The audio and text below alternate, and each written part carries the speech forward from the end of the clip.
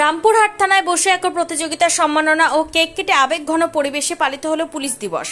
সারা রাজ্যের সঙ্গে গতকাল সোমবার যথাযোগ্য মর্যাদায় পালিত হলো পুলিশ দিবস। এই বিশেষ দিনকে ঘিরে বীরভূম জেলার রামপুরহাট থানাতেও আয়োজিত হয় এক অনন্য অনুষ্ঠান। থানার আইসি সুখ কমল ঘোষ ও সাব ইন্সপেক্টর মিখাইল মিয়ার নেতৃত্বে দিনটি উদযাপিত হয় এক ভিন্ন আবহে, যেখানে আনুষ্ঠানিকতা ও আনন্দ মিলেমিশে তৈরি করে এক স্মরণীয় পরিবেশ। দিনের শুরুতে থানার প্রাঙ্গণে আয়োজিত হয় বসে আঁকো প্রতিযোগিতা।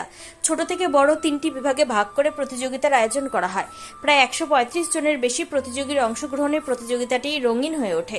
শিশুদের আঁকা ছবিতে ফুটে ওঠে পুলিশ, সমাজ ও দেশের প্রতি তাদের অনুভূতি।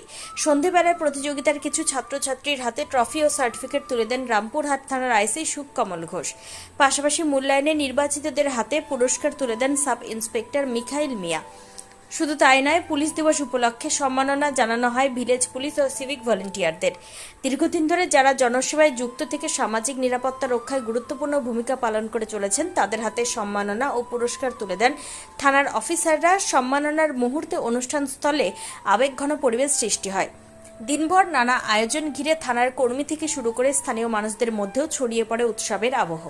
একদিকে প্রতিযোগিতা, অন্যদিকে সম্মাননা প্রদান, সব মিলিয়ে থানা চত্বরে তৈরি হয় ইতিবাচক ও আনন্দঘন পরিবেশ। অনুষ্ঠানের শেষ পর্বে কেক কেটে পুলিশ দিবস উদযাপন করা হয়।